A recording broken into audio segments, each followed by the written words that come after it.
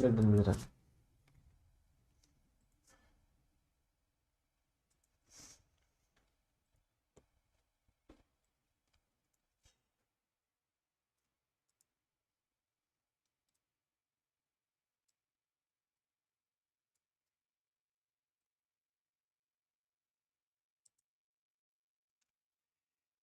Friends, welcome to science magnet. दोस्तों कैसे हैं आप लोग सभी? आई होप सभी बहुत अच्छे हैं, शानदार हैं, जानदार हैं। दोस्तों देखिए, अपनी डेली 1 PM पे क्लास होती है लाइव, बट कल क्लास नहीं हो पाई थी यार दोस्तों, मेरी थोड़ी तबीयत से इन थी, ठीक है, तो उसके लिए माफी चाहता हूं। चलिए क्लास स्टार्ट करते हैं। सोर्स ऑफ एनर्जी हम लोग पढ़ रहे थे, ये इसका पार्ट नंबर 2 है और आज सोर्स ऑफ एनर्जी अपना पूरा कंप्लीट हो जाएगा। ठीक है, आ जाओ। बहुत बढ़िया दोस्तों, ठीक है, सभी बढ़िया होना। और मेरी आप लोगों से रिक्वेस्ट है, प्लीज हर क्लास के बाद में आप लोग टेस्ट जरूर अटेंड करिए। आपको टेस्ट सीरीज इसलिए दी गई है जिससे आप लोग देंगे ना टेस्ट, जिससे आप लोगों को सारा आप लोगों का कंफ्यूजन दूर हो जाए, आप लोगों को पता पड़ जाए कितनी चीजें आपको याद है, कितनी चीजें आप लोग को याद नहीं है। चलिए स्टार्ट करें। चलिए दोस्तों, सोर्स ऑफ एनर्जी का पार्ट नंबर 2 स्टार्ट करने जा रहे हैं। देखो, पिछली क्लास में मैंने आप लोगों को सोर्स के बारे में बताया था। सोर्स क्या होता है, हमने दोस्तों renewable source, non renewable source के बारे में देखा था। हम लोगों ने क्या देखा था, conventional source, non conventional source के बारे में देखा था। मतलब हम लोग अलग अलग प्रकार के देख चुके थे। इस वाली क्लास की स्टार्टिंग हम लोग करेंगे कहां से, पावर प्लांट से।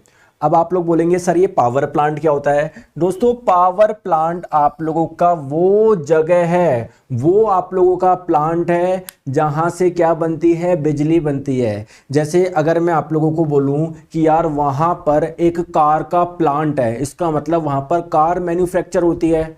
पावर प्लांट का मतलब क्या है, यहां पर पावर बनती है, बिजली बनती है, इलेक्ट्रिसिटी बनती है। अब दोस्तों जो इलेक्ट्रिसिटी बन रही है वो किसी ना किसी टाइप की एनर्जी से बनेगी। हो सकता है आप लोग है ना जो कोयले में जो एनर्जी है उससे बिजली बना रहे हो, या हो सकता है आप लोग हाइट पे जो बहुत ज्यादा पानी रखा होता है, हाइट पे मैंने बताया था ना, उससे आप लोग बिजली बना रहे हो। तो अलग अलग प्रकार से बिजली बन सकती है। तो पावर प्लांट भी दोस्तों अलग अलग प्रकार के होते हैं। सबसे पहले हम लोग बात करते हैं थर्मल पावर प्लांट क्या होता है। आइए मैं आप लोगों को इसकी पूरी की पूरी वर्किंग समझाता हूं। देखो दोस्तों, होता क्या है, आप लोग ये पावर प्लांट देखोगे, पता नहीं यहां पर क्या है, रिवर, कोल, वाटर, जनरेटर, आपको भी कुछ भी समझ में नहीं आ रहा होगा, मत आने दो। आइए मैं आपको समझाता हूं। देखो दोस्तों, सबसे पहले आप लोग समझते हैं थर्मल पावर प्लांट का। मैं आप लोगों को ब्लॉक डायग्राम समझाता हूं जिससे आप लोगों को अच्छे से समझ में आ जाएगा। प्लीज आ जाइए, समझिए बात को, आ जाओ। दोस्तों यहां पर आप लोगों का एक पार्ट होता है, और जैसे देखो मैं आप लोगों को इसमें 3-4 पार्ट बताऊंगा कि यार यहां पर बॉयलर है, यहां पर टरबाइन है, यहां पर कंडेंसर है, यहां पर पंप है। तो आप लोगों को लगेगा कि ये बहुत पास पास में होते होंगे, कि ये रहा आपका बॉयलर, ये रहा टरबाइन। दोस्तों पावर प्लांट में जब आप लोग जाओगे ना, रियल में किसी पावर प्लांट में विजिट करोगे, तो बहुत डिस्टेंस पे होते हैं। जैसे यहां पर बॉयलर है तो उससे काफी डिस्टेंस पे टरबाइन होता है, उससे काफी डिस्टेंस पे पंप होता है। ठीक है, तो होता क्या है, बॉयलर, टरबाइन, पंप। आइए एक एक चीज को समझते हैं। दोस्तों पहली चीज हम लोग बात करते हैं, यहां पर होता है आप लोगों का बॉयलर। दोस्तों नाम से क्या समझ में आ रहा है, बॉयलर का मतलब क्या है, जो बॉयल करे। मतलब बॉयलर क्या करेगा, अगर इसके पास में वाटर जाएगा, यानी अगर इसके पास में पानी जाएगा तो उसको क्या कर देगा, बॉयल कर देगा, गर्म कर देगा। और जब पानी को आप लोग बॉयल करोगे तो इससे क्या बनेगी, बॉयलर से जब बाहर निकलेगा यह पानी तो इससे क्या बनेगी, स्टीम बनेगी, जिसे आप लोग हिंदी में क्या बोलते हैं, वाष्प या भाप आप लोग बोल सकते हो। समझ में आ गई बात को, क्लियर? अब दोस्तों इस स्टीम जो होगी ना, ये जाती है किसमें, टरबाइन में जाती है। किसमें जाती है, टरबाइन में। दोस्तों टरबाइन में अंदर क्या लगी होती है, सिर्फ ब्लेड्स लगी होती है। तो जब ये स्टीम जाती है ना, तो इन ब्लेड्स को क्या करेगी, घुमाएगी, जिससे क्या बनेगी, बिजली बनेगी। आप लोग ऐसे समझिए। तो ये क्या है, आप लोगों का टरबाइन है। ये क्या है, आप लोगों का टरबाइन है। इसको हिंदी में भी हम लोग टरबाइन बोलते हैं। बेसिकली जब इसमें स्टीम जाएगी, भाप जाएगी, तो ब्लेड्स घूमेगी, इसी से क्या बनती है, बिजली बनती है। ठीक है गाइस, केमिस्ट्री और बायो हो गई क्या? नहीं दोस्तों, स्वाति जी फिजिक्स कंप्लीट होने के बाद में करेंगे हम लोग। अब आप लोग मुझे एक छोटी सी चीज बताइए दोस्तों, जब ये स्टीम यहां पर जाती है ना, तो उसका प्रेशर क्या होता है, बहुत ज्यादा होता है। उसका टेम्परेचर क्या होता है, बहुत ज्यादा। लेकिन जब टरबाइन अब उसका प्रेशर तो कम हो जाएगा, क्योंकि उसका जो प्रेशर था उसका यूज कहां पर हो गया, इन ब्लेड्स को घुमाने में। तो जब टरबाइन से स्टीम जब बाहर निकलेगी तो मैं बोल सकता हूं कि उसका प्रेशर क्या होगा सर, लो प्रेशर होगा, उसका दाब कम होगा, लो प्रेशर होगा, यानी उसका दाब क्या होगा, कम होगा। लेकिन आप लोग ऐसे ना समझे कि जो स्टीम गई थी, जो भाप गई थी, अब वो पानी में कन्वर्ट हो गया, नहीं, अभी भी क्या है आपके पास में, स्टीम ही है, अभी भी क्या है आपके पास में, भाप ही है। दोस्तों इस स्टीम को आप लोग एक पार्ट से गुजारते हो जिसको आप लोग क्या बोलते हो, कंडेंसर बोलते हो। ये आपके फ्रिज में भी लगा होता है, रेफ्रिजरेटर में भी लगा होता है, क्या लगा के रखते हो, कंडेंसर। अब आप लोग कोई मुझे बताएगा कंडेंसर का यूज क्या होता है। हाँ दोस्तों, ये आरआरबी जेईई के लिए भी है, सबके लिए जनरल साइंस है। बताओ दोस्तों, कंडेंसर क्या करेगा, ये चीजों को ठंडा करता है। तो जब स्टीम इसमें जाएगी, इसको क्या करेगा, ठंडा करेगा, इसमें से जो हीट होगी उष्मा को निकालेगा। तो आप लोग मुझे बताइए, जब भाप में से हीट निकलेगी, उष्मा निकलेगी, वो किस में कन्वर्ट होगा, बताओ जरा, अरे बताइए जरा, बताइए। नहीं राज जी, ऐप में ही चलेगी, मोबाइल ऐप में। बताइए यार, आप बता क्यों नहीं रहे हो दोस्तों। भाप में से जब आप लोग की हीट निकलेगी, उससे क्या बनेगा, उससे क्या बनेगा, पानी बनेगा, उससे क्या बनेगा, वाटर बनेगा। अब दोस्तों ये जो वाटर होता है वो कहां पर जाता है, वो जाता है पंप में। दोस्तों पंप क्या करता है, पंप पानी को ऊपर हाइट पे लेके जाता है ना, तो पंप क्या करेगा, ये जो पानी इसके पास में आया इसका प्रेशर बढ़ा देगा, जिससे पंप क्या चल जाए, ये पानी को कहां भेज दे, ऊपर भेज दे। फिर ये पानी वापस किस में जाएगा, बॉयलर में जाएगा। फिर बॉयलर से स्टीम बनेगी, भाप बनेगी। फिर जब ये बहुत हाई स्पीड वाली और प्रेशर वाली भाप जब टरबाइन में जाती है, ब्लेड्स को घुमाती है, इससे क्या मिलती है आपको, बिजली मिलती है। फिर दोस्तों ये आप लोगों की जो स्टीम नीचे आती है, ये जो कंडेंसर होता है, ये क्या करेगा, इस स्टीम में से हीट को निकाल लेगा, जिससे क्या बन जाएगी, स्टीम पानी में कन्वर्ट हो जाएगी। फिर ये पानी आपके पंप में जाएगी। दोस्तों ये ऐसे आप लोगों का होता रहेगा। तो ये पावर प्लांट का मैंने आप लोगों को ब्लॉक डायग्राम बताया। दोस्तों प्लीज अब मुझे एक चीज बताएंगे आप लोग। हाँ बलराम जी, अरे यार एएलपी टेक्नीशियन, ग्रुप डी वगैरह सबके लिए पढ़ लो। आप लोग मुझे एक चीज बताएंगे क्या, अभी आप लोगों को लग रहा होगा कि बॉयलर ये रहा, टरबाइन ये रहा, कंडेंसर ये रहा। दोस्तों जब आप लोग किसी पावर प्लांट में जाएंगे ना, तो काफी दूर पे होता है, ये 1-1 किलोमीटर दूर होता है। टरबाइन ये रहा तो 1 किलोमीटर या आधा किलोमीटर दूर वो रहा आप लोगों का कंडेंसर, फिर बहुत दूर पे होता है। और आपको लग रहा होगा दोस्तों बॉयलर इतना सा होता है, नहीं दोस्तों, 1-1 मंजिल के होते हैं। कभी देखा है क्या, कभी पावर प्लांट में जाके देखा है क्या, नहीं। तो अब आप लोग मुझे बताए, मेरे मन में क्वेश्चन है, कोई बताएगा कि इसका आंसर। बिल्कुल सर मैं बताऊंगा। दोस्तों आपने बॉयलर क्यों लगाया, सीधे पानी को टरबाइन में भेज देते, ये भी सर ब्लेड घुमा देता, ये भी बिजली बना देता। लेकिन सर आपने पानी को पहले बॉयलर से क्यों गुजारा, या मैं बोलूं टरबाइन में सीधे पानी को नहीं भेज के आपने भाप को क्यों भेजी। इसका आंसर बताइए, जल्दी से बताइए, बताओ जल्दी से बताए, बताइए क्यों भेजी आपने। आ जाओ दोस्तों, सर आप बहुत अच्छा पढ़ाते हैं, थैंक यू सो मच। बताओ, आ जाओ, मैं इसका कारण आपको बताता हूं। दोस्तों मैं अगर आप लोगों को बोलूं, आ जाओ, मैं अगर आप लोगों को बोलूं, इसको ऐसे आप लोग समझो कि 1 ग्लास आप लोग नारियल पानी पियो, 1 ग्लास नारियल पानी पियो, और मैं बोलूं 1 ग्लास सादा पानी पियो, सादा पानी, तो आप लोगों को किससे एनर्जी ज्यादा मिलेगी, एनर्जी बोल दो, या आप लोगों के लिए कौन सा आपके शरीर के लिए अच्छा होगा।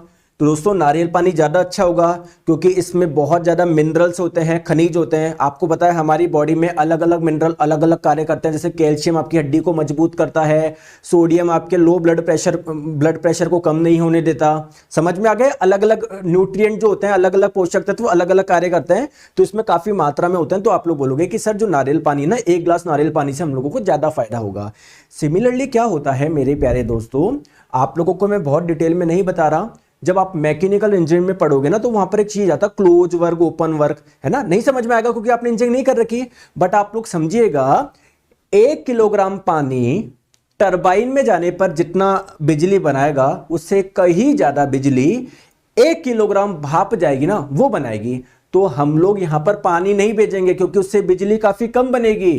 तो हम लोग क्या भेजेंगे, भाप भेजेंगे। दोस्तों समझ में आ गई क्या, आ गई क्या?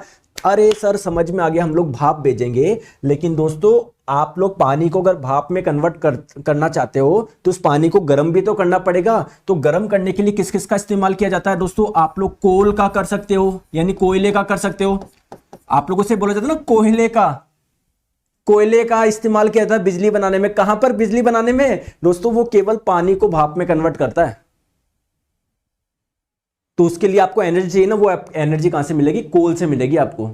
क्लियर? आप लोग लकड़ी यूज कर सकते हो, बट लकड़ी में इतनी पावर थोड़ी होती है यार, इतने सारे पानी को इतने सारे भाप में बदल दे। समझ में आ गई बात को? तो आपने बेसिकली जैसे कोल में जो एनर्जी होगी वो क्या है? आपका इनपुट है, वो आपका इनपुट है। और आपका आउटपुट क्या है? सर हमको चाहिए बिजली, जो इलेक्ट्रिकल एनर्जी मिल रही है वो है हमारी बिजली। तो ये होता है आपका आउटपुट। दोस्तों समझ में आ गई? तो थर्मल पावर प्लांट का मतलब क्या होता है? पानी को, थर्मल का मतलब क्या है? हीट। तो आपने बेसिकली हीट दी है ना, कोयले के माध्यम से, किसी भी माध्यम से आपने हीट दी है, उससे आपको क्या मिली है? बिजली मिली है। पार्ट 1 नहीं कर सकते क्या दोस्तों? जो क्लास हो चुकी है वो आपको रिकॉर्डिंग में मिल जाएगी। तो थर्मल पावर प्लांट का मतलब क्या है? आप लोगों की हीट को, उष्मा, इस हीट एनर्जी को यानी ऊष्मीय ऊर्जा को आप लोग किस में कन्वर्ट कर रहे हो? इलेक्ट्रिकल एनर्जी में कन्वर्ट कर रहे हो। और ये जो हीट है, हीट का इस्तेमाल कहां पर था? पानी को भाप में बदलने के लिए। और इसके लिए आप लोग कोयले का भी इस्तेमाल कर सकते हो, किसी का भी इस्तेमाल कर सकते हो। तो दोस्तों आपने सुना होगा ना कि पावर प्लांट में कोल का इस्तेमाल किया जाता है। कहां पर किया जाता है? समझ में आ गया? सभी थम्स अप कर दीजिए, ठीक है। दोस्तों नेक्स्ट हम लोग बात करते हैं हाइड्रो पावर प्लांट क्या होता है। सर ये मैंने सर किसी बुक में देखा था, कुछ ऐसा डायग्राम था सर, मुझे समझ में नहीं आया, आप बताइए। आइए मैं आप लोग को समझाता हूं, ठीक है? आ जाओ, देखो मैं इसको भी समझाता हूं।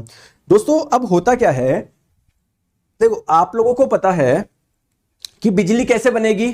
अगर मैं आप लोगों को बोलूं, जैसे मान लो ये कोई टरबाइन है ना, इसमें क्या होती है दोस्तों? सब ब्लेड्स लगी होती है, ब्लेड्स लगी होती है, ब्लेड्स लगी होती है। अगर इस ब्लेड को घुमाओगे ना आप, तो उससे क्या बनेगी? बिजली बनेगी। लेकिन दिक्कत है ब्लेड को घुमाए कौन? मैं हाथ से तो जाके घुमा नहीं सकता। आप हाथ से घुमाओगे तो कितनी बिजली बना लोगे? इतनी सी कि एक छोटा सा बल्ब भी नहीं जल सके, उसमें भी आपको दिन भर घुमाना पड़ेगा। फिर क्या काम है? तो आप लोगों को चाहिए कैसे भी इस टरबाइन की जो ब्लेड्स है अंदर की, उसको हम लोग घुमा दे। तो हम लोग क्या कर रहे हैं, हमने क्या करा, एक नया तरीका अपनाया। हमने बहुत हाइट पे क्या रखा? बहुत हाइट पे क्या रखा दोस्तों? पानी रखा, पानी रखा। तो जब हाइट पे कोई चीज होती है तो उस पे कौन सी एनर्जी होती है? पोटेंशियल एनर्जी, स्थितिज ऊर्जा। अब हम लोगों ने क्या करा, इस पानी को एक पाइप के माध्यम से क्या लेकर आए, आई एम सॉरी थोड़ा सा डायग्राम गलत बन गया, लो, एक पाइप के माध्यम से। दोस्तों ये जो हाइड्रोलिक पावर प्लांट या हाइड्रो पावर प्लांट में ये जो पाइप होता है ना, इस पाइप का नाम होता है पेनस्टॉक। क्या होता है? पेनस्टॉक। दोस्तों कोई नहीं बताएगा, देखो क्वेश्चन आता है आप लोगों को, इसलिए मैं आपको एक भी चीज छोड़ नहीं रहा। अच्छे से पढ़ाई करो आप लोग। तो जो हाइट पे जो पानी होता है, जिसके पास में स्थिर ऊर्जा होती है, जब ये पानी दोस्तों नीचे आता है ना, ये स्थिर ऊर्जा किस में बदल जाती है? गतिज ऊर्जा में। अब जो पानी यहां पर आ रहा है, क्या उसके पास में गति है क्या? जैसे पानी इस टरबाइन के अंदर जाएगा, उस ब्लेड को घुमाएगा, क्या इससे क्या मिलेगी? बिजली मिलेगी। तो ये ही आप लोगों का क्या है? हाइड्रो पावर प्लांट है या हाइड्रोलिक पावर प्लांट है। दोस्तों अब मैं आप लोगों से एक चीज पूछ रहा हूं, आप मुझे जवाब देंगे क्या? आपके मन में क्वेश्चन आएगा कि सर आपने यहां पर पानी को क्यों भेजा? यहां पर भी स्टीम यानी भाप को भेज देते हैं, जिससे हम लोगों को क्या मिल जाती? सर एनर्जी, मतलब बिजली ज्यादा मिलती। दोस्तों मेरा एक क्वेश्चन है, आप लोग कितना खर्च करोगे यार? मैं आप लोगों को बोल रहा हूं कि आप लोगों को 100 रुपए कमाना है। अब आपने 100 रुपए कमाने के लिए 200 रुपए खर्च कर दिए, क्या उस 100 रुपए कमाने का कोई मतलब है क्या? अरे मतलब है क्या? नहीं है ना।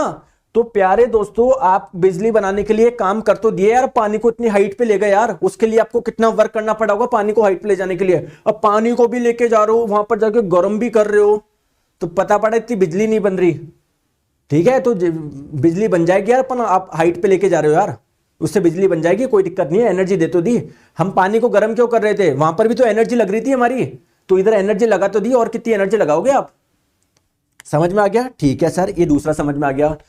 दोस्तों नेक्स्ट हम लोग बात करते हैं बायोमास। इस बायोमास से एनर्जी कैसे बनती है? दोस्तों कुछ भी नहीं है बायोमास, वही सेम चीज है। देखो यहां पर, देखो यहां पर आपने क्या करा, पानी को भाप में कन्वर्ट करा, भाप से आप लोगों का टरबाइन से गुजारा, बिजली बन गई। तो दोस्तों पानी को भाप में कन्वर्ट करने के लिए आप लोग कोयले का भी इस्तेमाल कर सकते हो या फिर आप लोग बायोमास का भी इस्तेमाल कर सकते हो। सर नहीं आया समझ में, समझाता हूं। दोस्तों सबसे पहले समझते हैं बायोमास का मतलब क्या होता है। दोस्तों आप मुझे बताएं मास क्या होता है। सर मास का मतलब है द्रव्यमान। जैसे मैं बोलूं इसमें कितना मास है 1 किलोग्राम, तो इसमें 1 किलोग्राम कुछ वस्तु है, ठीक है क्या? ठीक है। अरे देवेंद्र जी यार पढ़ लो यार। Sir basic science and engineering कब आएगा? पहले जनरल साइंस तो पढ़ लो यार। जब आएगा नया कोर्स लॉन्च होगा तब बता दूंगा। अभी मैंने कोर्स जनरल साइंस का बोला था, जनरल साइंस तो पढ़ लो यार। अभी तक फिजिक्स कंप्लीट नहीं हुई, तुम्हारे कमेंट में रह जाते तुम यार। इतनी मेहनत कितने भी कर लो। सर वो कब होगा, सर इसमें आएगा क्या, सर उसमें आएगा, फिर कुछ बोलता हूँ आप बोलते हो सर गुस्सा हो गए आप। पढ़ लो यार, ये पढ़ोगे सब कुछ अच्छा होगा। पहले जनरल साइंस तो पूरी कर लो आपकी। कितना बड़ा सिलेबस है, दिख नहीं रहा क्या आपको? 1 महीने से भी फिजिक्स कंप्लीट नहीं हुई तो उड़ा उड़ा के नहीं पढ़ाता मैं कि भी ये उड़ा दो ये उड़ा दो। बट अगर आप टाइम वेस्ट करोगे तो दोस्तों देखो चीजें वो हो जाएगी, मेरे को एक्सप्लेन करने में समय नहीं मिलेगा, वरना मुझे पढ़ाने दो, ठीक है? देखो बस विश्वास करो सब बढ़िया होगा। एक जब बोल रहा है सर टेस्ट में कुछ 1-2 क्वेश्चन का आंसर गलत है, तो गलत है तो व्हाट्सएप करके बताया करो ना। जब तुम्हें बोलता हूं तब तो तुम्हारा एक भी नहीं आता, एक भी नहीं है गलत है तो इस नंबर पे व्हाट्सएप करके बता देना कि सर ये है 7374019437 पे, ठीक है? आ जाओ। हाँ मैं क्या बात कर रहा था, बायोमास। दोस्तों मास का मतलब क्या होता है? कुछ चीज यार ना, 1 किलो 2 किलो 50 ग्राम 40 ग्राम। बायो का मतलब क्या है? जो ऐसी चीज जो आपको किसी लिविंग से मिली है। हो सकता है आप लोगों को प्लांट से मिली हो सकता है आप लोगों को एनिमल से मिली हो, तो उसको आप लोग क्या बोलोगे? बायोमास बोलोगे। सर मुझे नहीं आया समझ में, आप मुझे बताओ और बताता हूं। दोस्तों जैसे मान लेते हैं हमारे पास में क्या थे, पेड़ थे। पेड़ मान लेते हैं दोस्तों खराब हो गए, पेड़ की कटाई से आपको क्या मिली? लकड़ी मिली। लकड़ी से आपने कुछ बनाया, अलमीरा वगैरह बना लिया, या मान लेते हैं आपने सोफा बना लिया, या फिर मान लेते हैं आपने बेड बना लिया। दोस्तों जब ये भी खराब हो जाएगा काफी समय के बाद में, जब खराब हो जाएंगे, खराब जो लकड़ी से होती ना, उसको आप लोग क्या बायोमास बोल सकते हो क्या? क्यों? क्योंकि आपको किसी लिविंग से मिला है, पेड़ से मिला ना, पेड़ लिविंग होता है, तो इसको आप लोग क्या बोलोगे? बायोमास बोलोगे। अब दोस्तों इस बायोमास से आपको एनर्जी कैसे मिलती है, या फिर आप लोग ऐसे देख लेते हैं, जो काऊ होता है, काऊ का जो डंग होता है, जो गोबर होता है, क्या यार ये भी तो आपको किसी लिविंग से मिला है? गाय से मिला है, भैंस से मिला है।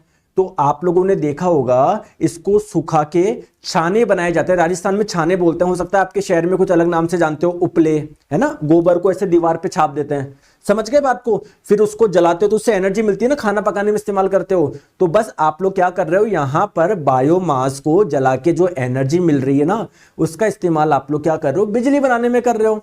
तो इसको हम लोग बोलेंगे बायोमास पावर प्लांट। और क्या बोलेंगे? सिंपल सी चीज है, ठीक है? कुछ इस टाइप का पूरा वो होता है बायोगैस प्लांट में, है ना? तो इसमें जो आप लोगों का बायोमास होता है उसको अंदर सड़ाया जाता है, उससे जो गैस निकलती है ना, उसका इस्तेमाल किया जाता है पानी को वाष्प में कन्वर्ट करने के लिए। तो ज़्यादा डिटेल में नहीं जाना, बस आप लोगों को समझना है बायोमास क्या होता है, ठीक है? आ जाओ दोस्तों नेक्स्ट बात करते हैं। अब सर ये बायोफ्यूल क्या हो गया? दोस्तों देखो बायोफ्यूल आप लोगों का क्या है, यहां पर भी आप लोग समझे फ्यूल का मतलब क्या होता है सर? जिसको जलाने से एनर्जी मिले।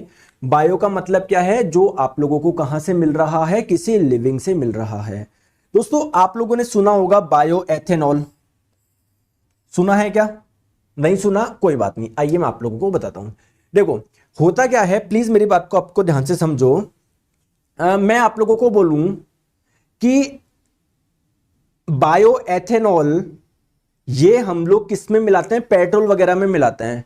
अभी बायो एथेनॉल क्या है आप लोग समझो। दोस्तों जो प्लांट होता है ना, पेड़ वगैरह होता है, उसमें कार्बोहाइड्रेट पाया जाता है जिसको हम लोग बोलते हैं सेल्यूलोज। जैसे पेड़ की लकड़ियों वगैरह में, पत्तों में, सब में मिल जाता है ये। दोस्तों पेड़ में एक और कार्बोहाइड्रेट पाया जाता है जिसका नाम है स्टार्च, जो अनाजों में बहुत ज़्यादा पाया जाता है, मक्के में, गेहूं में, है ना, आप लोगों का चावल में। और दोस्तों शुगर आप लोगों को पता ही है। तो इन सब को मिलके बनता है बायो एथेनॉल।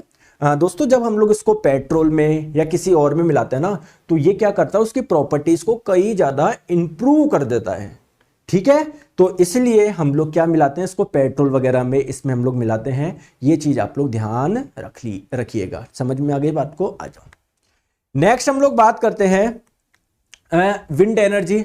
विंड एनर्जी मैंने आप लोगों को बता दिया दोस्तों, जब हवा चल रही है तो जरूर उसके पास में एनर्जी होगी तभी तो चल रही है। तो उस एनर्जी का इस्तेमाल करके हम लोग बिजली बना सकते हैं। कैसे दोस्तों, ये देखो, ये आपका टरबाइन है, ये भी टरबाइन है, ये भी टरबाइन है। देखो इनमें ब्लेड लगी हुई है ना, तो जब हवा चलेगी इन ब्लेड को घुमाएंगे, इन ब्लेड को घुमाएंगे। अलग अलग प्रकार की ब्लेड्स हो सकती है, देखो ऐसे भी हो सकती है, ऐसे भी हो सकती है, ऐसे भी। तो उनसे क्या बनेगी, आप लोगों को बिजली बनेगी। समझ में आ गई बात को? ठीक है, आ जाओ, है ना। इसका ये देखो, इसका अलग प्रकार का होता है, वही यहां पर भी वही टरबाइन वगैरह होता है ना। टरबाइन के ऊपर क्या आती है, जब ये हाई स्पीड वाली विंड आती है तो उस टरबाइन को घुमाती है, जिससे क्या बनती है, बिजली बनती है। फिर आगे हमारे घरों तक आती है वो बिजली ट्रांसमिशन लाइन के माध्यम से। आ जाओ, सोलर एनर्जी, ये क्या बताने की जरूरत है, बताओ। बिल्कुल सिंपल चीज है। आप लोग एक चीज करके देख लो, किसी मेटल की प्लेट को आप लोग छत पे रख के देख लो, आप लोग देखोगे कुछ समय के बाद में वो गर्म हो जाएगी। तो क्या आपने उसको हीट दी क्या जाके? नहीं। फिर भी गर्म कैसे हो गई? क्योंकि जो आप लोगों के सन से जो लाइट रेज आ रही है, प्रकाश किरणें आ रही है, उनमें एनर्जी होती है जो कि क्या कर रही है, उस प्लेट को गर्म कर रही है। तो यानी सन में भी एनर्जी होती है दोस्तों। इसी एनर्जी को हम लोग बोलते हैं सोलर एनर्जी। और आप लोगों को पता है हमारे देश में सोलर पावर प्लांट भी है, जो कि क्या करते हैं, सोलर एनर्जी को इलेक्ट्रिसिटी में कन्वर्ट करते हैं। आप लोगों ने ये भी देखा होगा, ये तो इतने सिंपल कंस्ट्रक्शन होता है इनका कि आजकल तो घर पे भी लगने लग गया। बहुत जने अपने घर के ऊपर भी लगवा के रखते हैं। घर के ऊपर आप लोग थर्मल पावर प्लांट नहीं लगा सकते। क्यों? क्योंकि उसके तो बॉयलर इतने बड़े हैं, कंडेंसर, कितनी सारी चीजें होती है, इसमें कुछ भी नहीं है। केवल सिंपली आप लोगों की प्लेट्स होती है, जब उस पे सनलाइट पड़ेगी तो उससे क्या बनती जाएगी, बिजली बनती जाएगी। समझ में आ गई बात को? आ गई। अब देखो, आप लोगों को मैं एक चीज बता दूं, भारत में कितनी एनर्जी, कितनी बिजली आप लोग सोलर एनर्जी से प्राप्त करते हैं? 5000 trillion kilowatt hour. Kilowatt hour का मतलब है यूनिट। जैसे आप लोगों को पता है ना, आपके घर में बिजली का बिल आता है, जैसे महीने में मान लो 100 यूनिट की खपत करी है, 200 की करी, 300 की करी, 500 की करी, 50 की करी। तो दोस्तों भारत में बात करें 5000 ट्रिलियन यूनिट बनती है एक साल में। किससे? सोलर एनर्जी से। तो यार जो काफी ज्यादा अमाउंट है ना। अब देखो एक्चुअली में होता नहीं, ऐसा नहीं है कि है ना जितनी भी सोलर एनर्जी आ रही है उससे पूरी की पूरी बिजली बन जाती है। आप लोगों को पता है जो सूर्य से जो एनर्जी आ रही है, कुछ तो ओशियन पे पड़ती है। तो जो ओशियन होते हैं, जो समुद्र होते हैं, वो उस एनर्जी को खा जाते हैं। लैंड जो होती है, पृथ्वी, वो खा जाती है। तो बहुत कम जगह हम लोगों ने सोलर पावर प्लांट लगा रखे हैं, जो कि उसको किस में कन्वर्ट करेंगे, बिजली में कन्वर्ट करेंगे। बाकी सब जगह क्या होती है, वेस्ट होती है आप लोगों की। समझ में आ गई बात को? आ जाओ, नेक्स्ट हम लोग बात करते हैं टाइडल एनर्जी। दोस्तों इसमें भी कुछ भी खतरनाक चीज नहीं है, वही वाली चीज है, मैंने आपको पहले ही बता दिया। देखो होता क्या है, क्या आप लोगों को पता है? क्या, मैं पानी पी लेता हूं। क्या आप लोगों को पता है जो सूर्य होता है इसके चारों ओर पृथ्वी गति करती है? पता है क्या? बताइए।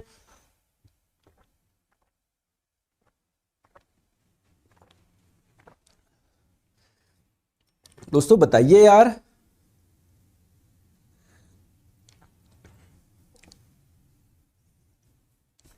बताइए।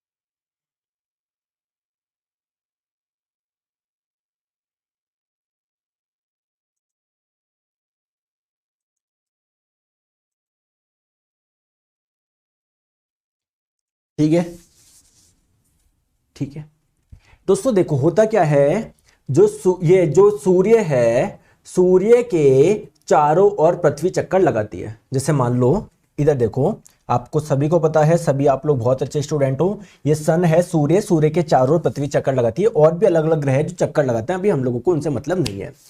दोस्तों हम लोगों को यह भी पता है जो अर्थ है वो सूर्य के चारों ओर चक्कर लगा रही है, डेट्स गुड। बट जो मून होता है वो भी अर्थ के चारों ओर चक्कर लगाता है ना। तो आप लोग यहां पर देखिए अलग अलग प्रकार की कंडीशन बनती है। और आप लोगों को यह भी पता है क्या कि जो पृथ्वी है इसका अधिकांश है भाग, मैक्सिमम पार्ट किसका बना हुआ है? वाटर का। पृथ्वी का कितना भाग वाटर से बना हुआ है आप लोग को पता है? 71% यार। कितना 71% जो भाग है वो किससे बना हुआ है, वाटर से बना हुआ है। अब देखो मैं अलग अलग कंडीशन बताता हूं, जैसे आप लोग यहां पर देखो दोस्तों, ये है हमारी पृथ्वी, ये है सूर्य, ये है चंद्रमा। समझ में आ गई बात को? ठीक है। आप लोग दोस्तों मुझे बताइए, क्या पृथ्वी और सूर्य, ये सॉरी, पृथ्वी और चंद्रमा के बीच में कुछ आकर्षण होगा क्या? बिल्कुल होगा सर। तो जब ये चंद्रमा इधर होगा तो पृथ्वी को अपनी ओर आकर्षित करेगा, पृथ्वी इसको अपनी ओर आकर्षित करेगी। तो जब ये पृथ्वी को अपनी ओर आकर्षित करेगा तो जो पानी का मैक्सिमम भाग है वो इसकी ओर जाएगा कि इसकी ओर जाएगा क्या? तो यहां पर क्या आएगी, लहरें आएगी, क्योंकि यहां से पानी इधर की ओर जाएगा। क्लियर है क्या? क्लियर है क्या? यहां पर आप लोग देखो, जैसे मान लो चंद्रमा यहां पर है, ये पृथ्वी यहां पर है, तो इसका जो पानी ना अभी थोड़ा इस साइड और खींचेगा, तो लहरें, मतलब जब लहरें खींचेगी यार उसके पास में एनर्जी होगी नहीं होगी? क्योंकि उस एनर्जी का इस्तेमाल कर लो यार आप बिजली बनाने में। बिजली क्या है? एक प्रकार की इलेक्ट्रिकल एनर्जी है ना। तो इलेक्ट्रिकल एनर्जी उत्पन्न थोड़ी कर सकते हो आप लोग, क्या कर सकते हो, फॉर्म चेंज कर सकते हो। तो यार जब लहरें चल रही है, इसके पास में जो एनर्जी है, अगर कोई मोशन करता है तो उसके पास में काइनेटिक एनर्जी, गतिज ऊर्जा होती है ना, उसका इस्तेमाल करके आप बिजली बना दो, क्या दिक्कत है यार? ठीक है। अब सर ये जियोथर्मल एनर्जी क्या है? कुछ भी नहीं है दोस्तों। क्या आप लोगों को मैं एक चीज बताओ, मुझे एक छोटी सी चीज बता दो। अगर मैं आप लोगों को बोलूं, प्लीज ध्यान से देखिए, आपको क्या करना था, आपकी एनर्जी खर्च कहां पर हो रही है? जैसे मैंने आपको पावर प्लांट बताया था, उसमें मैंने क्या बताया था, सर ये बॉयलर है ना। जब मैं इसके पास में पानी भेज रहा हूं ना, तो ये क्या कर देगा, इसको वाष्प में, भाप में कन्वर्ट कर देगा, फिर वो टरबाइन में जाएगी ना, तब हमको बिजली मिल जाएगी। तो आपका इनपुट क्या है? आपको एनर्जी कहां पर लगानी पड़ रही है? आपको यहां पर लगानी पड़ रही है, इस पानी को भाप में कन्वर्ट करने के लिए। कितनी एनर्जी लगती है आपको पता है? लेकिन उस एनर्जी का फायदा है, क्यों? क्योंकि जब वो भाप टरबाइन में जा रही है तो आपको बिजली बना के दे रही है। तो ये वाली एनर्जी कैसे कैसे कर सकते हो सर? आप लोग कोयले का इस्तेमाल कर सकते हो। सेम मैं आप लोगों को एक चीज बता रहा हूं कि जो ये हमारी पृथ्वी होती है ना, इसके दोस्तों अंदर इसमें ना, इस वाले पार्ट में काफी ज्यादा हीट होती है दोस्तों। क्या उस हीट का इस्तेमाल कर लूं क्या मैं इस पानी को भाप में कन्वर्ट करने के लिए? बताओ, तो मजा आ जाएगा ना। तो होता क्या है दोस्तों, इस हीट का इस्तेमाल करके, मतलब पृथ्वी में अंदर जो हीट है, उष्मा है, इसका इस्तेमाल कर लो पानी को वाष्प में कन्वर्ट करने के लिए। फिर वाष्प जब टरबाइन में जाएगी तो आप लोगों को क्या मिल जाएगी? बिजली बन जाएगी। तो दोस्तों ऐसा पावर प्लांट है जहां पर कौन सी उष्मा का इस्तेमाल हो रहा है? पानी को वाष्प में कन्वर्ट करने के लिए, इस अर्थ वाली को। तो ऐसे पावर प्लांट को आप लोग, इस एनर्जी को तो बोलते हैं जियोथर्मल एनर्जी। जियो का मतलब होता है अर्थ, थर्मल का मतलब है हीट। तो जो पृथ्वी में जो हीट है, इस एनर्जी को आप लोग बोलोगे जियोथर्मल एनर्जी, और इसका इस्तेमाल कर रहे हो बिजली बनाने में, तो ऐसे प्लांट को आप लोग बोलोगे जियोथर्मल पावर प्लांट। दोस्तों क्लियर है क्या? तो देखो जियोथर्मल पावर प्लांट में क्या होता है, ये जो हमारी ये जो अर्थ है ना, इसके अंदर जो आप लोग की हीट होती है ना, उसका इस्तेमाल किया जाता है किस लिए? पानी को वाष्प में कन्वर्ट करने के लिए। ठीक है दोस्तों, क्लियर है? समझ में आ गई? ठीक है। मनोज स्वामी जी भी ब्लॉक कर दूंगा मैं, इंस्टेंट स्पीड करवा देना। तुम्हारे ये तो सब उड़ ही गया, इंस्टेंट स्पीड, पता नहीं कौन से चैप्टर की बात कर रहे हो। यहां पर तो कुछ समझ में नहीं आ रहा, 10-20 मिनट से एक ही कमेंट कर रहे हो इंस्टेंट स्पीड। ये आगे क्या समझ में है? बेवकूफों की जैसे। फिर जब मैं आगे पढ़ाऊंगा, बायोलॉजी पढ़ाऊंगा, तब बोल देना सर जियोथर्मल एनर्जी समझ में नहीं आया, वो क्या था, भूतापीय ऊर्जा। बेवकूफों की जैसे इंस्टेंट स्पीड करवाओ, शेकी मार रहे हो इधर। माता पिता ने भेजा है, बच्चा पढ़ रहा होगा, बच्चा तो एक ही कमेंट कर रहा है इंस्टेंट स्पीड, पता नहीं कहां से कोई टर्म सीख है। ठीक है, आ जाओ। अब दोस्तों बहुत इंपॉर्टेंट है हमारी न्यूक्लियर एनर्जी, जिसे आप लोग हिंदी में परमाणु ऊर्जा भी बोलते हैं, नाभिकीय ऊर्जा भी बोलते हैं। बहुत बहुत इंपॉर्टेंट है। आपको पता है हमारे देश में भी न्यूक्लियर पावर प्लांट है। न्यूक्लियर पावर प्लांट का मतलब क्या है? जो न्यूक्लियर एनर्जी यानी परमाणु ऊर्जा या नाभिकीय ऊर्जा से बिजली बनाए। अब सर ये बिजली तो हम लोग देख लेंगे कैसे बनती है, बट ये तो मुझे बताओ न्यूक्लियर एनर्जी यानी नाभिकीय ऊर्जा होती क्या है? आइए मैं आप लोगों को इसको समझाता हूं। दोस्तों आ जाओ, प्लीज ध्यान से आप लोग समझो। दोस्तों आपको पता है ना, कोई भी चीज होती है ना, वो बहुत छोटे छोटे पार्टिकल से बनी होती है। जैसे मैं अगर बात करूं, लोहे की रॉड है ये, तो लोहे की रॉड है ना, बहुत छोटे छोटे पार्टिकल से मिलकर बनी हुई है। तो इन छोटे छोटे पार्टिकल्स को आप लोग क्या बोलोगे दोस्तों? एटम यानी परमाणु बोलेंगे। ठीक है। दोस्तों हम लोग केमिस्ट्री में पढ़ेंगे इस एक एटम के बारे में, बट आप लोगों को क्या पता है क्या कि जो एटम होता है ना सर, परमाणु होता है, उसके बीच में होता है न्यूक्लियस यानी नाभिक। क्या आपको इतना सा पता है? क्या बस इतना सा ज्ञान होना चाहिए? नहीं है तो आप लोगों को मैंने बता दिया, एटम यानी परमाणु के बीच में एक क्या होता है, न्यूक्लियस होता है, नाभिक होता है। और आपको पता है दोस्तों, किसी भी एटम यानी परमाणु में प्रोटॉन, इलेक्ट्रॉन, न्यूट्रॉन होता है। तो अगर आप लोगों से पूछा जाए ये तीनों चीजें कहां पर पाई जाती है, तो आप लोग एक चीज बोलेंगे, क्या बोलेंगे कि जो प्रोटॉन और न्यूट्रॉन होते हैं ना, वो तो अंदर होते हैं, न्यूक्लियस के अंदर होते हैं, बाकी जो इलेक्ट्रॉन होते हैं इसके चारों ओर चक्कर लगाते हैं। बस इतनी सी बात याद रह जाएगी, बताओ।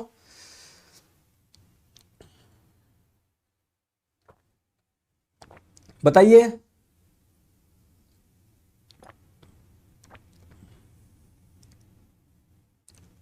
इतनी सी चीज याद रह जाएगी? रह जाएगी ना याद? ठीक है दोस्तों, आप लोग मुझे एक छोटी चीज बताओ, एक छोटी सी चीज बताओ। हाँ, डेली क्लास हो गया ना 1 बजे। दोस्तों आप मुझे एक छोटी चीज बताओ, जैसे आप लोगों को पता है कोई भी रिएक्शन है तो उसमें एटम जुड़ते हैं, कोई एटम टूटता भी है। तो अगर कोई एटम टूटेगा तो उसका न्यूक्लियस भी टूटेगा ना, नाभिक भी टूटेगा ना? बिल्कुल टूटेगा। तो दोस्तों एक्चुअली में क्या होती है, 2 प्रकार की रिएक्शन होती है। एक वो वाली रिएक्शन जहां पर 2 छोटे छोटे न्यूक्लियस यानी छोटे छोटे नाभिक जुड़ के एक बड़ा नाभिक बनाए, और एक ऐसा भी हो सकता है कि एक बड़ा नाभिक टूट के छोटे छोटे नाभिक बनाए। तो जब 2 छोटे छोटे नाभिक मिलके एक बड़ा नाभिक बनाते हैं तो इसको बोलते हैं न्यूक्लियर फ्यूजन यानी नाभिकीय संलयन। और जब दोस्तों कोई बड़ा नाभिक टूट के छोटे छोटे नाभिक बनाता है, छोटे छोटे न्यूक्लियस बनाता है, तो इसको बोलते हैं न्यूक्लियर फिजन, नाभिकीय विखंडन। फ्यूज का मतलब फ्यूज, फ्यूज होना, जुड़ना। तो जब 2 छोटे नाभिक जुड़ते हैं एक बड़ा नाभिक बनाने के लिए तो उसको बोलते हैं न्यूक्लियर फ्यूजन, नाभिकीय संलयन। दोस्तों कमाल की बात यह है कि जब 2 छोटे नाभिक जुड़ के एक बड़ा नाभिक बनाते हैं ना, तो क्या होता है, यहां पर कुछ द्रव्यमान की हानि होती है। सेम चीज यहां पर भी होती है। जब कोई बड़ा नाभिक छोटे छोटे नाभिक में टूटता है तो कुछ द्रव्यमान की हानि होती है। सर समझ में नहीं आया, फिर से बताओ। आइए मैं आपको समझाता हूं। जैसे मान लो दोस्तों ये दोनों मिला के कितने थे, 100 ग्राम के थे, बट जब दोनों मिलके एक बड़ा नाभिक बनाया ना, तो दोस्तों कितने का रह गया, 99 ग्राम का ही रह गया। तो 1 ग्राम कहां पर गया, हानि हो गई ना 1 ग्राम की। सेम चीज यहां पर मैं बात करता हूं, मान लो ये 100 ग्राम का था, तो जब ये टूट के 2 छोटे छोटे नाभिक बनाया तो ये कितने रह गए, 99 ग्राम के रह गए, ये मान लो 98 ग्राम के रह गए। तो यहां पर 2 ग्राम की हानि हो गई। कितने की हो गई, 2 ग्राम की। कितने की हो गई, 2 ग्राम की। तो हम लोग सोचे यार कि द्रव्यमान गया कहां पर, तो जो ग्रेट साइंटिस्ट अल्बर्ट आइंस्टीन साहब ने क्या बताया कि बोले मैं बताता हूं द्रव्यमान गया कहां पर। तो उन्होंने बताया द्रव्यमान यानी मास और एनर्जी एक दूसरे से रिलेटेड है। हमने बोला कैसे रिलेटेड है, तो उन्होंने बोला कि जब भी कोई द्रव्यमान की हानि होती है ना, जब भी कोई मास का लॉस होता है ना, वो किस में कन्वर्ट हो जाता है, एनर्जी में कन्वर्ट हो जाता है। यानी आप बोल रहे हो ना कि यार मेरा 2 ग्राम गायब हो गया, वो 2 ग्राम से एनर्जी बन गई आपके। यानी जब भी आप लोगों का, और वो कितनी एनर्जी बनी, तो उसके लिए उन्होंने इक्वेशन भी बताई, E बराबर mc², है ना। इन्होंने ये जो सिद्धांत दिया था ना, इसको बोलते हैं theory of relativity. Theory of relativity का मतलब क्या है, इन्होंने बताया कि यार ये जो द्रव्यमान है और जो एनर्जी एक दूसरे से रिलेटेड है, एक दूसरे से संबंधित है। समझ में आ गई क्या बात को? तो इन्होंने बोला कि जितना भी द्रव्यमान अगर गायब हुआ है उसको आप लोग c² से मल्टीप्लाई कर दो, तो इससे जो एनर्जी मिलेगी वो आप लोग इस वाले सूत्र से निकाल सकते हो। समझो बात को, टेंशन मत लो। जैसे मैंने आप लोगों को बोला कि दोस्तों कोई अभिक्रिया हुई, इसमें 1 किलोग्राम द्रव्यमान की हानि हो गई, तो बताओ उस 1 किलोग्राम द्रव्यमान से कितनी एनर्जी बनी होगी, बताइए, बताओ जल्दी से, जल्दी से बताओ। मास तो कॉन्सेप्ट होता है ना मुकेश कुमार यादव जी, जो न्यूक्लियर रिएक्शन होती है ना, नाभिकीय अभिक्रिया, उसमें नहीं होता है। बताओ जल्दी से बताओ। तो आप लोग बोलेंगे सर 1 किलोग्राम, तो अभी भी देखता हूं 1 किलोग्राम से कितना बन सकता है। m का मान दिया हुआ है 1, सी होता है यहां पर speed of light. Speed of light होती है 3 × 10⁸, इसका स्क्वायर कर लो तो क्या हो जाएगा, 3 का स्क्वायर 9, 10⁸8 का 10⁻16, तो 9 × 10⁻16 जूल एनर्जी आप लोगों की बन सकती है। किससे किससे किससे 1 किलोग्राम चीज से। समझ में आ गई बात को? तो आई होप आप लोगों को समझ में आ गई होगी। आइए इन सभी चीजों को मैं आप लोगों को बताता हूं। सबसे पहले हम लोग बात करते हैं न्यूक्लियर एनर्जी यानी नाभिकीय ऊर्जा होता क्या है, और इस नाभिकीय ऊर्जा से बिजली कैसे बनती है वो भी मैं आप लोगों को बताऊंगा। देखो आपके घर में जो आती है ना बिजली, उससे कई बिजली तो दोस्तों आप लोगों की न्यूक्लियर पावर प्लांट से बनती है, कुछ हाइड्रोलिक पावर प्लांट से बनती है। समझ में आ गई? आ जाओ। तो आइए पहले मैं आप लोगों को एक एक चीज के बारे में समझाता हूं। न्यूक्लियर एनर्जी समझाने से पहले आपको मैं समझाऊंगा न्यूक्लियस होता क्या है। और न्यूक्लियस कहां पर होता है? एटम के अंदर होता है, परमाणु के अंदर। तो एटम के अंदर जो न्यूक्लियस पाया जाता है, आइए उसके बारे में हम लोग समझेंगे। तो मैंने आप लोगों को बताया दोस्तों, कोई भी एटम होता है ना, उसके बीच का एक पार्ट होता है जहां पर प्रोटॉन और न्यूट्रॉन होते हैं। उसी वाले पार्ट को आप लोग क्या बोलते हैं? न्यूक्लियस यानी नाभिक। हम लोग केमिस्ट्री में भी पढ़ेंगे इसको। दोस्तों एक इंपॉर्टेंट चीज और, आप लोगों से कई बार पूछा जाता है कि इस नाभिक की डिस्कवरी किसने करी, तो आप लोग बता देंगे रदरफोर्ड ने करी। हालांकि हम लोग केमिस्ट्री में भी पढ़ेंगे, बट फिर भी अभी भी आप लोग समझ सकते हो। ठीक है दोस्तों, होता क्या है, एक चीज आप लोग मुझे बताओ कि मैंने आपको क्या बताया, प्लीज ध्यान से आप लोग समझिए। मैंने आपको बताया न्यूक्लियस नाभिक के अंदर प्रोटॉन और न्यूट्रॉन होता है। दोस्तों हो सकता है किसी में 1 प्रोटॉन हो सकता है, किसी में 10 हो सकता है, किसी में 20 हो सकता है, किसी में 100 हो। दोस्तों प्रोटॉन के ऊपर होता है पॉजिटिव चार्ज। दोस्तों मैंने भी आपको इलेक्ट्रिसिटी वाला चैप्टर करा दिया क्या? मैंने इलेक्ट्रिसिटी वाला चैप्टर करा दिया क्या?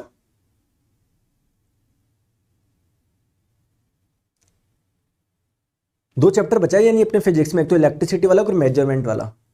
मैंने नहीं कराया शायद, है ना? ठीक है, पहले वो कर लेंगे ना। आ जाओ आ जाओ, ठीक है। प्लीज आप लोग देखो मैं क्या बोल रहा हूं। तो दोस्तों प्रोटॉन और प्रोटॉन के बीच में तो क्या होता होगा? रिपल्शन होता होगा, क्योंकि दोनों पे पॉजिटिव चार्ज होते हैं, दोनों पे धनात्मक आवेश होते हैं, और पॉजिटिव चार्ज एक दूसरे को रिपेल करते हैं, प्रतिकर्षित करते हैं। तो दोस्तों ये प्रतिकर्षित करते हैं, फिर भी एक साथ क्यों बंधे हुए हैं? जरूर कोई ना कोई अंदर ऐसी एनर्जी होगी जो इन दोनों को आपस में बांध के रखी होगी। तो उसी को हम लोग बोलते हैं न्यूक्लियर एनर्जी। ठीक है, और ये रिलीज कब होगी? जब आप लोगों के कोई दो नाभिक जुड़ेंगे या टूटेंगे। ठीक है, आ जाओ आ जाओ आ जाओ। तो ये मैंने आप लोगों को बता दिया। और दोस्तों कई बार क्या होता है, हम लोग ये देखते हैं कि कोई कोई एटम ऐसा होता है, क्या देखते हैं कि कोई कोई एटम ऐसा होता है कि उसका जो न्यूक्लियस होता है ना, नाभिक, काफी अनस्टेबल होता है। तो वो क्या होता है? टूट जाता है। तो जब नाभिक आपका टूटेगा तो उससे एनर्जी मिलेगी ना। तो दोस्तों इसी फिनोमिना को हम लोग रेडियो एक्टिविटी बोलते हैं। बहुत जनों को लगता है रेडियो एक्टिविटी पता नहीं क्या है। रेडियो एक्टिविटी आप लोग इसे ही बोलते हैं जब भी कोई न्यूक्लियस यानी जब कोई नाभिक आपका अनस्टेबल होता है तो ये आप लोगों का टूट जाता है और एनर्जी रिलीज करता है। इसी प्रक्रिया को आप लोग क्या बोलते हैं? रेडियो एक्टिविटी बोलते हैं। चलो आगे आ जाओ। चलो पहले हम लोग समझते हैं न्यूक्लियर फिजन यानी नाभिकीय विखंडन क्या होगा। दोस्तों एक बड़े नाभिक में एक बड़े नाभिक का छोटे छोटे नाभिक में टूटना क्या कहलाएगा? नाभिकीय विखंडन। देख लो, जैसे ये बड़ा नाभिक था, छोटे छोटे नाभिक में टूट गया, तो इससे क्या मिलेगी? तो इस प्रक्रिया को आप लोग क्या बोलोगे? नाभिकीय विखंडन। और दोस्तों एक चीज आप लोग और याद रखना, चाहे नाभिकीय विखंडन हो, चाहे नाभिकीय संलयन हो, फ्यूजन हो, फिजन हो, दोनों में ही क्या निकलती है? एनर्जी निकलती है। और इसी एनर्जी को हम लोग बोलते हैं न्यूक्लियर एनर्जी यानी नाभिकीय ऊर्जा। ठीक है, देखो यहां पर आप लोग देखो, एक बड़ा नाभिक था, अब देखो टूटेगा ये। अरे टूट जा भैया, टूट जा। अच्छा ये फोटो पूरा वीडियो लगा नहीं। ये टूट के जब छोटे छोटे पार्ट में टूटेगा ना, तो इसे ही हम लोग क्या बोलेंगे? नाभिकीय विखंडन बोलेंगे। आ जाइए इस नाभिकीय विखंडन के बारे में हम लोग समझते हैं। दोस्तों आप लोग मुझे बताओ, केमिस्ट्री में बहुत सारे तत्व होते हैं ना, hydrogen, helium, lithium, beryllium, boron, carbon, nitrogen, oxygen, fluorine, neon, sodium, magnesium. वैसे ही दोस्तों यूरेनियम भी होता है। ठीक है दोस्तों, किसी भी तत्व को रिप्रेजेंट करने का एक तरीका होता है। जैसे यूरेनियम को ऐसे रिप्रेजेंट करा जाता है 92, देखो ये लिखा हुआ है 92U235। जैसे हाइड्रोजन को कैसे, जैसे ऑक्सीजन को कैसे करा जाता है? ऐसे करा जाता है। ठीक है, ठीक है। अब आप लोग बोलेंगे सर इसका मतलब क्या है? दोस्तों ये जो नीचे जो नंबर लिखा होता है ना, ये है परमाणु क्रमांक, एटॉमिक नंबर, जो प्रोटॉन की संख्या बताता है, और ये बताता है प्रोटॉन प्लस न्यूट्रॉन की संख्या। ठीक है, तो मैंने यूरेनियम का एक न्यूक्लियस लिया, नाभिक लिया। दोस्तों न्यूक्लियस नाभिक के अंदर क्या क्या होता है? प्रोटॉन और न्यूट्रॉन होता है। तो टोटल प्रोटॉन और न्यूट्रॉन कितने हैं? 235 है। किसमें? यूरेनियम के एक न्यूक्लियस में, नाभिक में। दोस्तों आपने इसमें क्या डाला? एक न्यूट्रॉन डाला।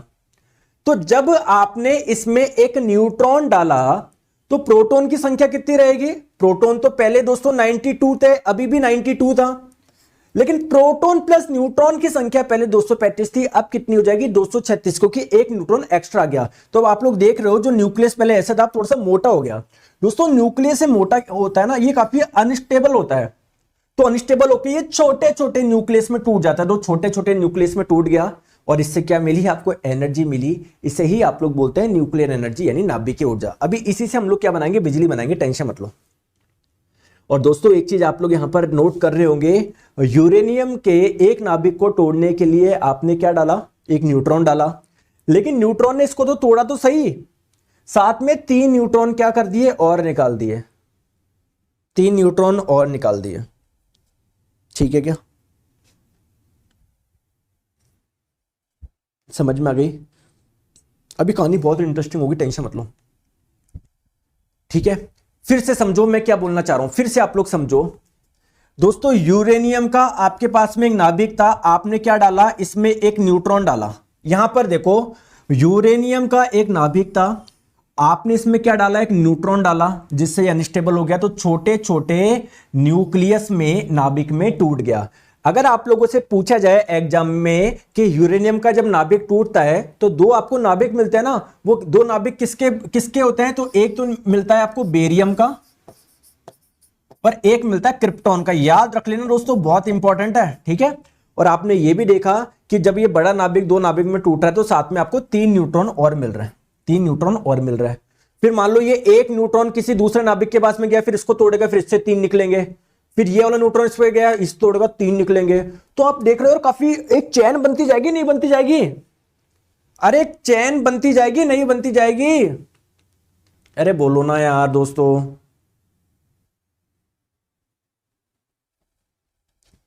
यार एक चीज मुझे बताओ, आप ऐसे समझो, मैं क्या लेकर आया कि यूरेनियम के रॉड लेकर आया, जिसमें क्या है? यूरेनियम के बहुत सारे एटम है, लाखों करोड़ों एटम है। लो मैंने कर दिया। ठीक है, लाखों करोड़ों एटम है, हर एटम के बीच में न्यूक्लियस है, नाभिक है, यानी लाखों करोड़ों न्यूक्लियस है। अब दोस्तों एक न्यूट्रॉन आपने भेजा, एक न्यूट्रॉन आपने भेजा, ये टूटा, इसने एनर्जी दी, साथ में क्या करा? इसने 3 न्यूट्रॉन और निकाल दिए। चलो एक ये रहा, एक ये रहा, एक ये रहा। दोस्तों ये न्यूट्रॉन गया इसके पास में, ये न्यूट्रॉन गया इसके पास में, ये न्यूट्रॉन गया इसके पास में। इस न्यूट्रॉन ने इसको तोड़ा, 3 निकाले, इसको तोड़ा, 3 निकाले, इसको तोड़ा, 3 निकाले, फिर 3 और इससे 3 निकले। लो 1 2 3, इससे 3 निकले, 1 2 3, इससे 3 निकले, 1 2 3, फिर एक इस पे जाएगा, एक इस पे, एक इस पे। तो क्या अनकंट्रोल हो जाएगी कि बढ़ती रहेगी, बढ़ती यार, कितनी सारी एनर्जी रिलीज हो जाएगी। तो ये जो चेन है ना, ये क्या हो जाएगी? अनकंट्रोल हो जाएगी, अनकंट्रोल्ड, अनकंट्रोल्ड हो जाएगी यार, अनियंत्रित, अनकंट्रोल चेन रिएक्शन। और इसमें कितनी सारी एनर्जी मिलेगी आपको पता है क्या? बहुत सारी। तो आपको पता है एटम बॉम्ब जो होता है ना, एटम बॉम्ब, उसमें यही होता है, अनकंट्रोल चेन रिएक्शन होती है। किसमें? एटम बॉम्ब में यार। एटम बॉम्ब में देखो कितनी एनर्जी रिलीज करता है, कितने लोग एक साथ मर जाते हैं एटम बॉम्ब में। लेकिन आपको तो क्या बनानी है? आपको तो अच्छा यूज करना है, आपको तो इससे बिजली बनानी है। तो बिजली बनाने के लिए आपको इसको क्या करना पड़ेगा? कंट्रोल करना पड़ेगा, वरना इतनी एनर्जी हो जाएगी, मतलब वो हो जाएगा, दिक्कत आ जाएगी। तो अगर आप लोग चाहते हो बिजली बनाना, यानी न्यूक्लियर पावर प्लांट में आपको क्या क्या चीजें करनी पड़ेगी, आइए मैं आप लोगों को बताता हूं, और इसमें क्या क्या चीज होती है। आ जाओ दोस्तों, क्या होता है? ये यूरेनियम की रॉड मान लो, रॉड का मतलब इसमें बहुत सारे यूरेनियम के क्या हो गए? न्यूक्लियस हो गए। लो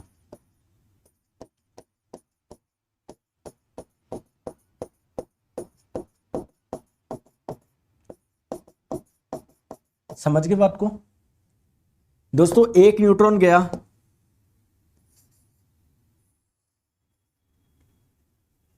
इसने क्या करा? 3 न्यूट्रॉन निकाले। आप क्या चाहते हो कि सर मैं ये चाहता हूं एक ही न्यूट्रॉन रहे, जिससे एक न्यूट्रॉन इस पे जाके अटैक कर पाए, बाकी के जो 2 न्यूट्रॉन है मैं चाहता हूं वो कहीं पर एब्जॉर्ब हो जाए। तो दोस्तों इन 2 एक्स्ट्रा न्यूट्रॉन को एब्जॉर्ब करने का कार्य जिसके द्वारा होता है ना, इसको एब्जॉर्ब यानी इसको अवशोषित करने का कार्य एक रॉड के द्वारा होता है। ठीक है, उसको हम लोग क्या बोलते हैं, कोई बोल सकता है क्या? उस रॉड को हम लोग बोलते हैं कंट्रोल रॉड। कंट्रोल रॉड यानी नियंत्रक छड़। एग्जाम में आप लोगों से कई बार पूछा था नियंत्रक छड़ का कार्य क्या है, तो आप लोग बोलेंगे एक्स्ट्रा न्यूट्रॉन को एब्जॉर्ब करना। और दोस्तों ये किसकी बनी होती है? ये बनी होती है बोरोन और किसकी? कैडमियम की। CD लिख देता हूं, कैडमियम की बनी होती है। ठीक है, दूसरी चीज आप क्या चाहते हो? सर मैं ये चाहता हूं ये जो न्यूट्रॉन है ना इस एटम से आराम से टकरा है, केवल टच होके चला गया ना तो ये टूटेगा ही नहीं, एनर्जी कैसे मिलेगी? तो इस न्यूट्रॉन की स्पीड को धीमा करने के लिए, जिससे वो आप आराम से रिएक्ट कर पाए, तो इसके लिए हम लोग यूज करते हैं किसका? मॉडरेटर। मॉडरेटर जिसे आप लोग हिंदी में बोलते हैं मंदक। मंदक का कार्य क्या है? न्यूट्रॉन की स्पीड को धीमा करना। न्यूट्रॉन की स्पीड को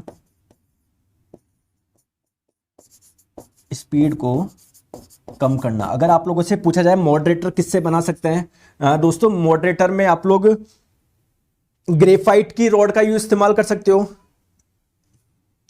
दोस्तों समझ में आ रहा है ना यार? थम्स अप करके नहीं बोलते यार, आप यार ऐसे बैठे रहते हो। तो मॉडरेटर में आप लोग किसका इस्तेमाल कर सकते हो? ग्रेफाइट का कर सकते हो, ग्रेफाइट का, या फिर हैवी वाटर भारी जल का इस्तेमाल कर सकते हो। हैवी वाटर भारी जल, भारी जल जिसका फॉर्मूला होता है D2O। नॉर्मल का तो H2 होता है, इसका होता है D2O। ठीक है, तो ये 2 चीजें आप लोग को ध्यान रखनी है। तो मैंने बता दिया न्यूक्लियर पावर प्लांट में क्या होता है, कंट्रोल रॉड्स होती है कुछ, जिसका इस्तेमाल कहां पर होता है? एक्स्ट्रा न्यूट्रॉन को एब्जॉर्ब करने के लिए। बस ये ध्यान रखिएगा। चलो आ जाओ। अब दोस्तों आप लोगों को मैं बता दूं कि जैसे न्यूक्लियर फ्यूजन तो समझ गए, अब बात करते हैं फिजन। फिजन दोस्तों, फिजन में क्या होता है आप लोगों का? सॉरी, फिजन में मैंने आपको कंट्रोल तो बता दिया। दोस्तों जब अनकंट्रोल्ड रिएक्शन होती है ना, अनकंट्रोल मतलब टूटता रहता है, तो बहुत ज्यादा एक्सप्लोजन होता है, बहुत ज्यादा। तो मैंने आपको बता दिया जो एटम बॉम्ब होता है ना, उसमें भी होता तो न्यूक्लियर फिजन ही है, नाभिक विखंडन ही है, बट वो कैसा होता है? अनकंट्रोल होता है। ठीक है क्या? चलो अब बात करते हैं न्यूक्लियर फ्यूजन। न्यूक्लियर फ्यूजन क्या होता है? 2 छोटे छोटे नाभिक मिलकर एक बड़ा नाभिक बना रहा है। 2 छोटे छोटे नाभिक मिलकर एक बड़ा नाभिक बना रहा है, तो इसे ही आप लोग बोलते हैं न्यूक्लियर फ्यूजन। तो न्यूक्लियर फ्यूजन नाभिक संलयन किसको बोलोगे? जब 2 छोटे नाभिक जोड़ के एक बड़ा नाभिक बनाते हैं तो इसको आप लोग बोलेंगे न्यूक्लियर फ्यूजन यानी नाभिक संलयन। इसमें भी आप लोग की एनर्जी मिलेगी।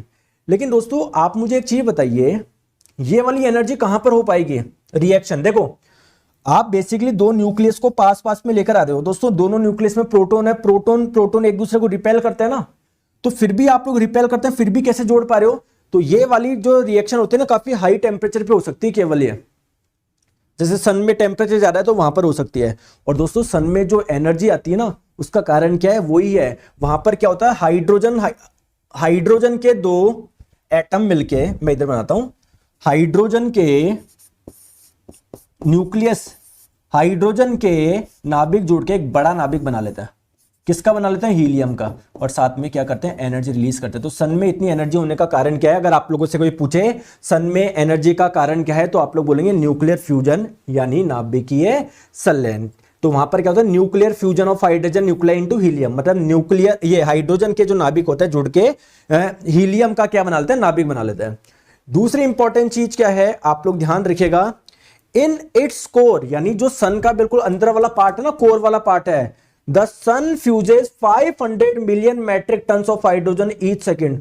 हर एक सेकंड में कितने हाइड्रोजन के नाभिक जुड़ते हैं? 500 मिलियन। 1 मिलियन में होता है 10 लाख। तो आप देख सकते हो आप, तो एनर्जी तो इसलिए तो इतनी सारी एनर्जी होती है। आप लोगों से पूछा जाए न्यूक्लियर फ्यूजन और कहां कहां पर होता है? दोस्तों हाइड्रोजन बॉम्ब में होता है, ध्यान रखेंगे हाइड्रोजन बॉम्ब में। एटम बॉम्ब में तो क्या होता है? न्यूक्लियर फ्यूजन होता है, नाभिकीय संलयन। हाइड्रोजन बॉम्ब की बात करी जाए तो यहां पर न्यूक्लियर फ्यूजन होता है, नाभिकीय संलयन होता है।